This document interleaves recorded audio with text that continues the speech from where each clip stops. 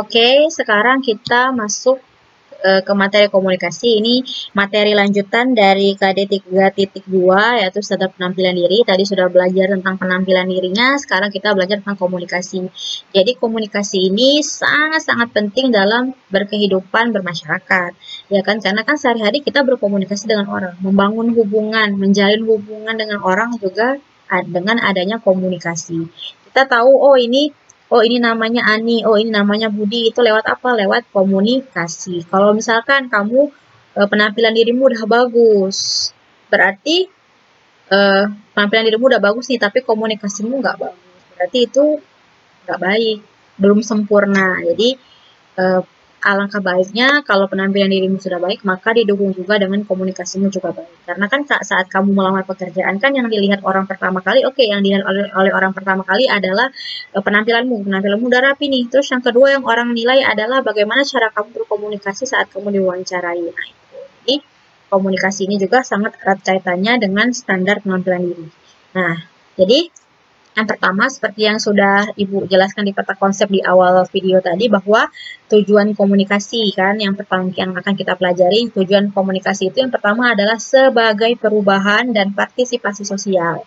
Perubahan sikap, perubahan pendapat, dan perubahan perilaku. Seperti itu. Jadi kan dengan komunikasi, kamu bisa melakukan perubahan. Jadi misalkan nih, kamu ada di suatu forum, terus kamu nggak setuju dengan pendapat si A, kamu bisa kasih tahu dengan apa? Dengan komunikasi. Jadi kamu bisa eh, merubah pendapat. Terus kamu juga bisa merubah sikap. Kalau misalkan kamu lihat sikapmu nih, kalau menurut kamu sikap kamu udah bagus-bagus aja, tapi kalau menurut orang lain belum tentu sikapmu bagus kan. Jadi orang lain itu mau ngasih tahu kalau sikap kamu itu nggak bagus melalui apa? Melalui komunikasi. Seperti itu. Terus dengan komunikasi kamu juga bisa berpartisipasi dalam kegiatan sosial. Misalnya kegiatan sosial itu apa? Kamu mau ikut gotong royong di daerah sekitar rumah kamu dengan apa? Kamu mau ikut berarti kamu harus ngomong kan. Jadi itu namanya apa? Komunikasi. Nah, itu jadi tujuan komunikasi itu adalah perubahan dan berpartisipasi. Terus yang kedua adalah kompetensi berkomunikasi. Jadi yang namanya kompetensi itu adalah keahlian. Jadi eh, apa ya namanya, kemampuan. Jadi kompetensi itu adalah kemampuan. Jadi kompetensi berkomunikasi adalah kemampuan seseorang dalam berkomunikasi. Nah, jadi eh, kompetensi berkomunikasi itu mencakup ada dua pengetahuan. Jadi yang pertama itu adalah pengetahuan tentang peran lingkungan dalam mempengaruhi isi dan bentuk pesan komunikasi. Jadi maksudnya kamu itu punya pengetahuan. Jadi tidak semua hal itu perlu kamu ceritakan dengan orang lain. Jadi kamu harus lihat dulu lingkungannya, kamu lagi di lingkungan mana, dan isi dari komunikasi kamu atau isi dari pembicaraan kamu itu apa, dan kamu ngomongnya sama siapa. Jadi kamu harus tahu dulu. Misalkan nih kamu mau cerita tentang rahasia kefarmasian. Kamu lihat dulu yang kamu ajak ngomong siapa. Kalau yang kamu ajak ngomong itu adalah temanmu satu profesi, tetapi dia kerja di tempat yang sama sama kamu boleh kasih tahu kayak gitu. Atau misalnya nih kamu mau cerita kamu baca koran, misalnya tentang pembunuhan. Misalnya ada kasus nih tentang pembunuhan, kamu mau cerita, lawan bicara kamu lihat dulu siapa. Misalnya anak-anak, apakah pantas kamu cerita itu ke anak-anak? Kan nggak pantas kan, seperti itu. Jadi kompetensi yang pertama itu adalah kamu harus tahu dulu kamu mau ngomong itu sama siapa, kemudian isi pembicaraan kamu itu apa. Makanya kompetensi berkomunikasi yang pertama itu pengetahuan tentang peran lingkungan dalam mempengaruhi isi dan bentuk pesan komunikasi.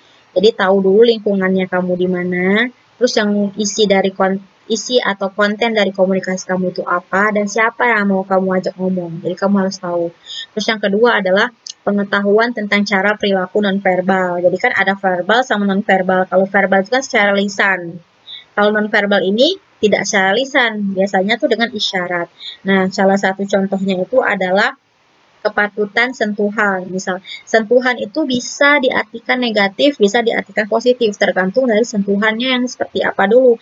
Kalau misalkan laki-laki menyentuh perempuan, itu kira-kira negatif atau positif? Pasti negatif kan, seperti itu. Kalau misalkan yang positif itu biasanya tuh bisa kamu berjabat tangan dengan teman kamu, itu namanya sentuhan yang positif.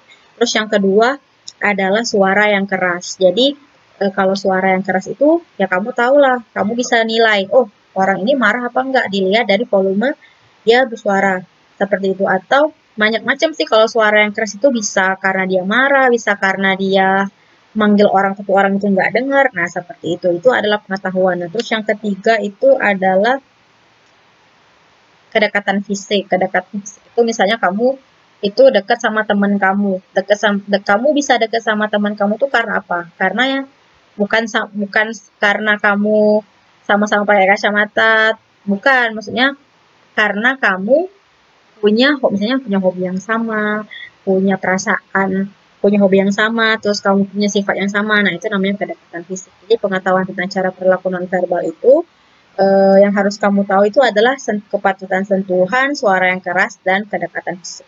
Gitu ya. Nah, terus yang terakhir, ini adalah materi terakhir dari KD 3.2, yaitu bentuk dari komunikasi. Nah, bentuk komunikasi itu ada dua, ada komunikasi langsung dan komunikasi tidak langsung. Kalau komunikasi langsung adalah komunikasi yang tidak memerlukan alat, atau komunikasi yang bisa dilakukan dengan cara bertatap muka, jadi langsung ngomong, itu namanya komunikasi langsung. Terus kalau komunikasi tidak langsung itu adalah komunikasi yang menggunakan alat atau media, misalnya telepon, atau surat, atau apalagi itu, atau SMS dan lain-lain, itu namanya komunikasi tidak langsung. Oke, sekian dulu materi kita hari ini, materi tentang menerapkan standar pelayanan farmasi. Jadi misalkan ada yang kurang jelas atau ada yang ingin bertanya, silahkan langsung tanyakan ke Ibu melalui grup WhatsApp, baik itu kelas 11.1 farmasi maupun kelas 11.2 farmasi, bisa tanyakan langsung via grup WhatsApp atau via Edmodo. Oke, sekian dulu dari Ibu. Wassalamualaikum warahmatullahi wabarakatuh.